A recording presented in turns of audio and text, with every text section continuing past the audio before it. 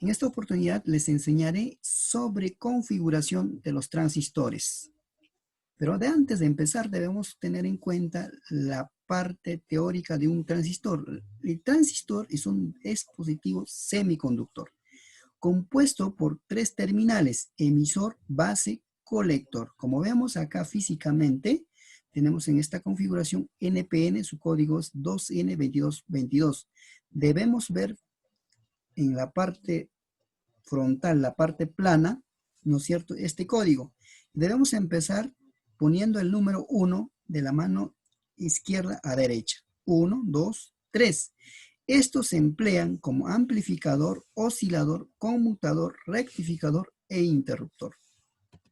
Los transistores NPN y transistor PNP tenemos dos tipos de configuración. Por lo tanto, la letra NP se refieren a los portadores de carga mayoritarios dentro de las diferentes regiones de transistor. ¿Qué quiere decir? Que los huecos positivos son la letra N y los electrones negativos son la letra P.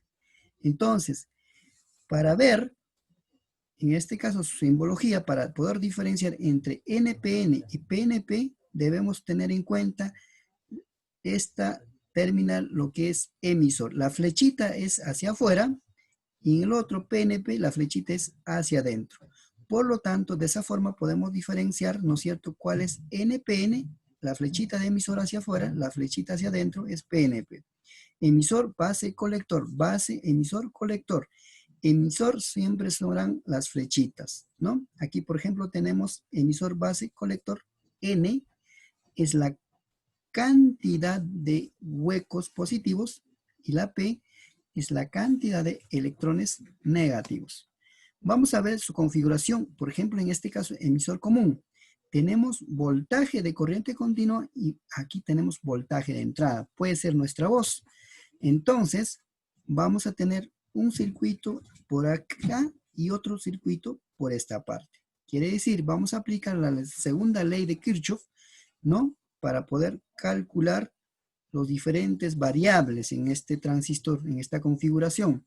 Pero para ello debemos tener en cuenta que el corriente de colector, quiere decir corriente de colector, debe ser igual a corriente de emisor, que es en esta parte de aquí. Entonces empezamos. ¿Qué me dice la segunda ley de Kirchhoff? La sumatoria de los voltajes o la fuerza electromotriz es igual a la suma de los voltajes de caída de tensión o caída de tensión, ¿no?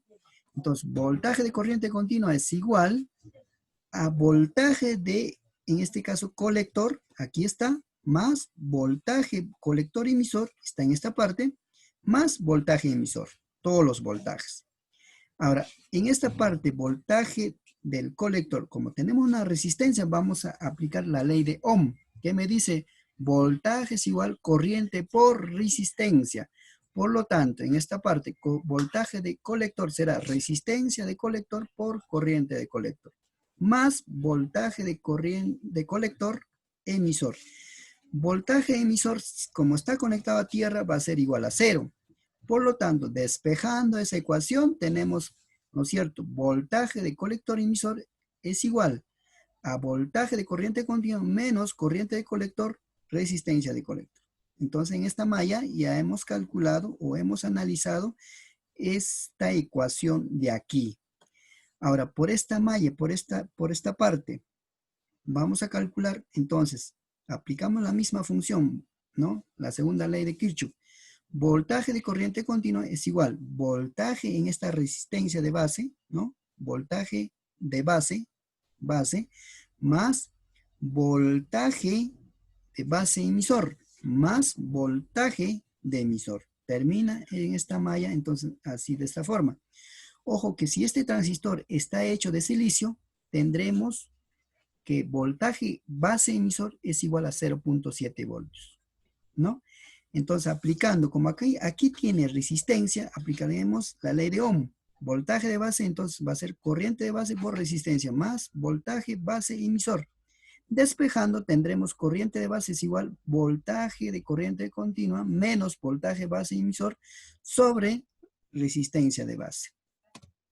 La otra configuración es lo mismo, solo que en esta parte hemos agregado, ¿no es cierto?, la resistencia del emisor.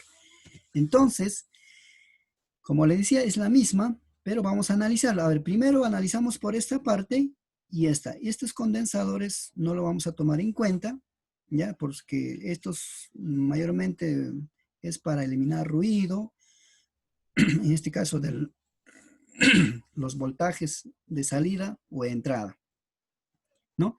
Entonces, en esta malla vamos a empezar a ver. Tenemos que tener en cuenta que el corriente de colector es igual al corriente del emisor.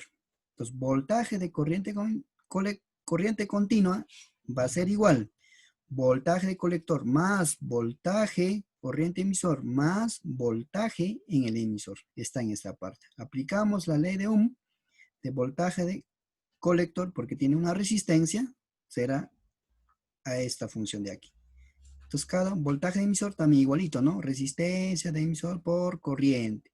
Entonces, cada uno aplicamos y teniendo en cuenta esto de acá, corriente de colector es igual a corriente de emisor, tendremos como ecuación general que, ¿no? O podemos decir que voltaje colector emisor es igual voltaje corriente continua menos factorizando corriente de colector multiplicado resistencia de colector más resistencia de emisor. Por esta malla de acá, tendremos voltaje de corriente continua, está acá, es igual a voltaje de base más voltaje base emisor más voltaje emisor. Aplicando la ley de Ohm, entonces tenemos cada uno, ¿no es cierto? Tanto en la base como en emisor, corriente por resistencia.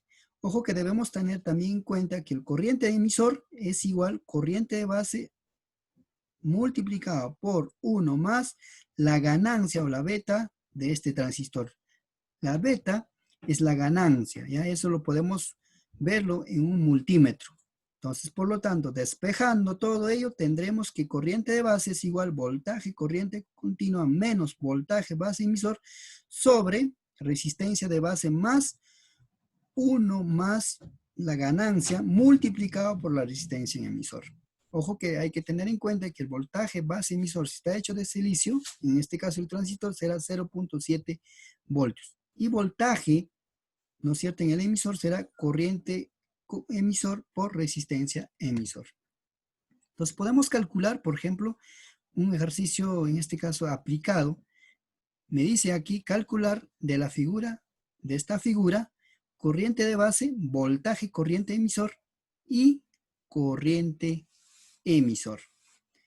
Entonces ya hemos tenido, vamos a aplicar solamente lo que hemos analizado.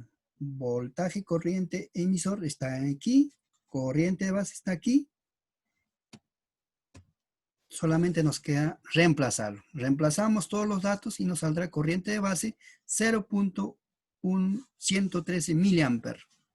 Ok, hay que tener en cuenta entonces que corriente de emisor es igual a corriente de base multiplica 1 más la ganancia. La ganancia me dice que es 150, reemplazamos y tendremos 17.063 miliamperes, ¿no? Y estos son corriente emisor o podemos deducir que es corriente colector. Reemplazamos a la siguiente fórmula o lo que hemos analizado y nos saldrá que el voltaje colector emisor es igual menos 5.063 voltios. Ojo que para eso tenemos que convertir en amper o la resistencia en ohmios, ¿no?